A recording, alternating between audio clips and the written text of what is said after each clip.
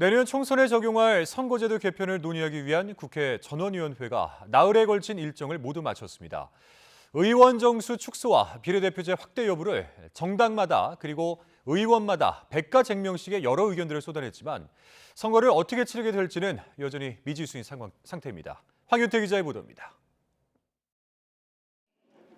국회의원들이 전부 참석해 토론하는 전원위원회가 소집된 것은 이라크 파병 연장을 논의했던 지난 2003년 이후 20년 만입니다. 내년 총선을 어떤 규칙으로 치를지 현행 선거제도로는 안 된다는데 공감하면서도 저마다 생각은 달랐습니다. 첫날부터 현행 300석인 의원 정수 그리고 비례대표 비율을 놓고 격론이 오갔습니다. 국민들의 뜻을 받들어서 먼저 국회의원 정수는 현행 300명 동결 내지는 축소되어야 하며 비례성을 강화하기 위해서는 지역구를 줄이거나 아니면 국회의원 정수를 늘려야 합니다. 선거구제를 놓고도 여야 입장 차이가 확연했습니다.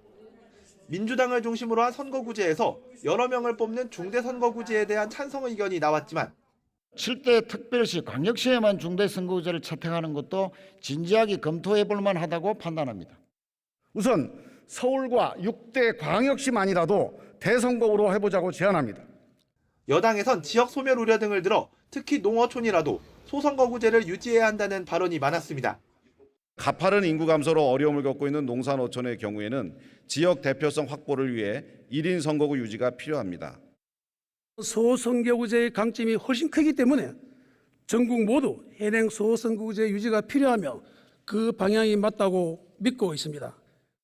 마지막 날엔 지난 총선 정치 양극화 원인이 된 위성정당을 불러온 준연동형 비례대표제에 대한 반성도 잇따랐고 당시 원내수석 부대표로서 큰 책임을 져야 할 사람입니다.